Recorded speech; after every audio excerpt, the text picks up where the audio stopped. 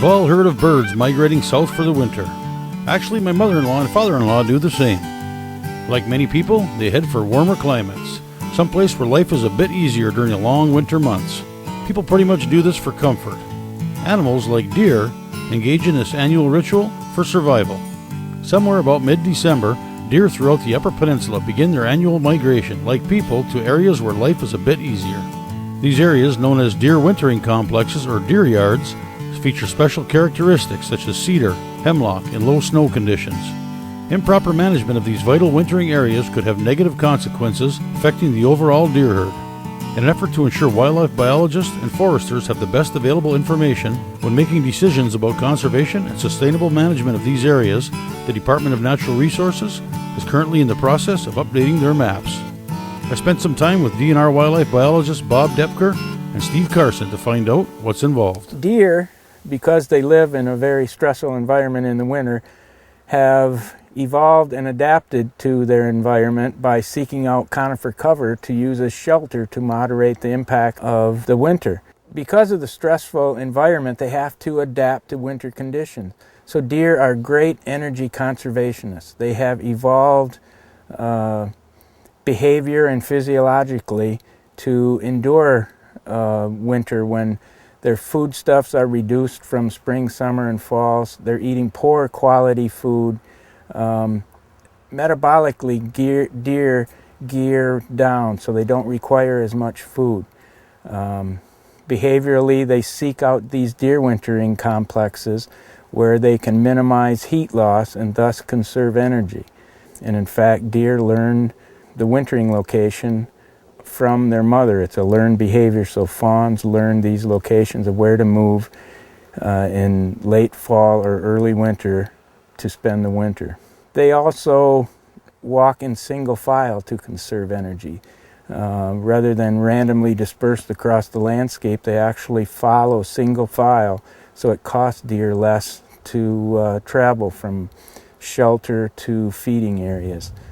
The most important trees for shelter for deer and for food are cedar and hemlock. Cedar is probably the best food for deer, as it's the only food that deer can live on exclusively.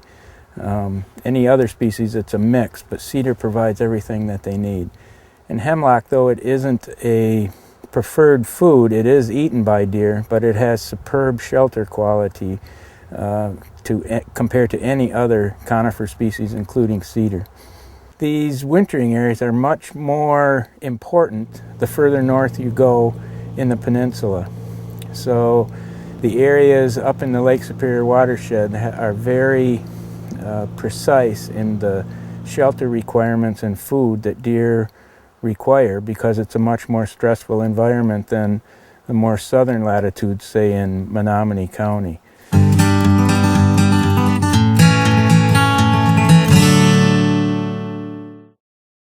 Well, this year, a major task of the department is to identify and map deer wintering complexes. And deer bedded below us all too here.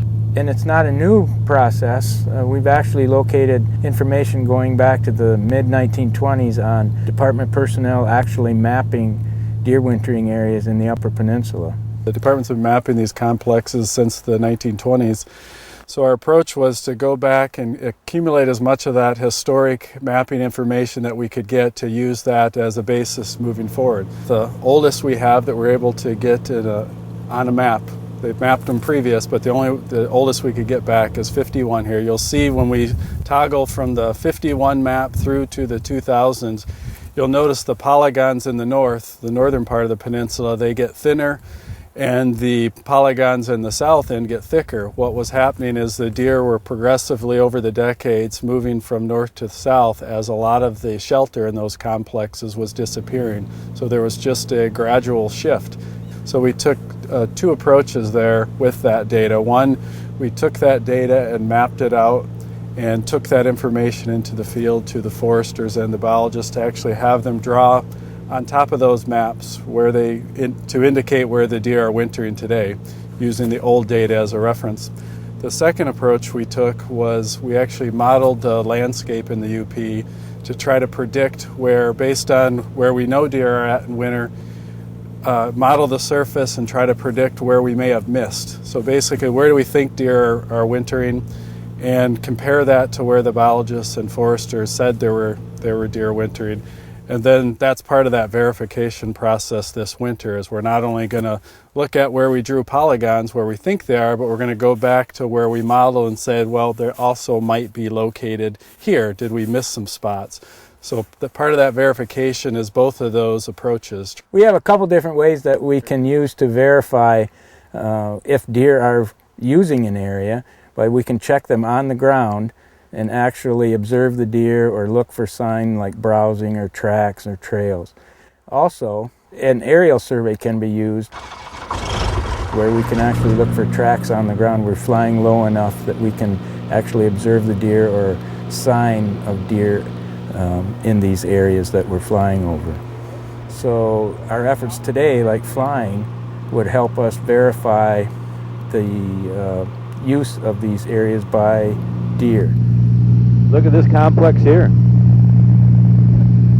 Yeah, when you get up, you can really see it, the landscape patterns and why deer spend the winter here. You can see that cedar or lowland conifers represents about 50% of the landscape, and the other 50% is aspen or northern hardwoods, as you can see from the air. And that's what we found in our investigation, is that when about 50% of the area is in shelter, or either cedar or hemlock, and 50% in deciduous dominated or hardwood forests like aspen or northern hardwoods, that's the best wintering conditions for deer. During the winter, deer do not want to travel any further than they have to obtain food.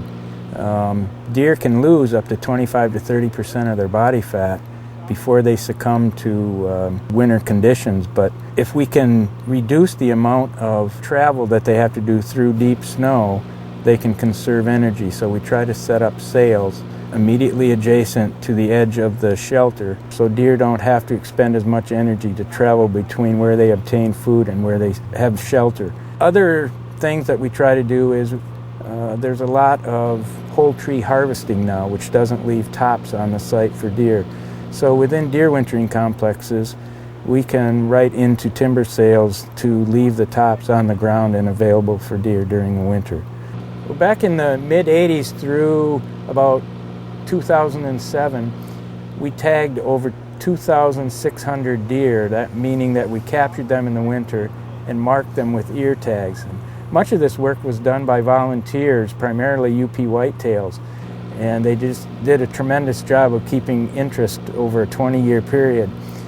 And like I said, about 2,600 animals were tagged, and we received tagging reports on about 40% of those, or over 1,000 animals. And as you can see from the map, where the animals were tagged and then dispersed primarily to the north, the average distance was about 15 miles, and the greatest distance was 53 miles. So from where they were captured and marked in the winter, they dispersed upwards of 53 miles from these actual capture locations. So deer move south generally from deep, high snowfall areas to more southern areas where they don't have to tolerate as much snow. The other change you'll see in the maps across time is there was distinct polygons of wintering areas in Menominee, southern Menominee County and Dickinson County, and across time you'll see that disappear. Well, the deer didn't quit using that, it's just they're not concentrating like they were decades prior. So all of the low snow areas of Menominee County, southern Dickinson, Delta, and even part of Iron County, they seem to, folks probably have noticed that, they're pretty much distributed throughout the landscape in winter. The winters just aren't typically as severe, and so that's the other type of winter range that we have here. We have areas in the north where they typically leave their summer range and go to a wintering area, and areas in the south where most of them don't move very far, kind of just move around to appropriate shelter because the winters are not as severe. Early in the program, we knew it was important to involve field personnel from different divisions in the identification of the current deer wintering complexes. And we also thought it was important to involve the public, or give the public an opportunity to let us know where they're seeing concentrations of deer, to help us verify the locations of these deer wintering complexes. We'll take all those observation information, that verification information this spring, and then we'll update the maps. We'll update that polygon to get a final GIS layer, final map that we can use in our management objectives. Those maps will then be used in management guidelines for timber sales specs that are most appropriate for in winter range areas. And on the verification, we're looking for input from the public. We're looking for as many wintering deer observations in the UP as we can get, and there is a observation form that folks can get on the website and fill that out and send it to us.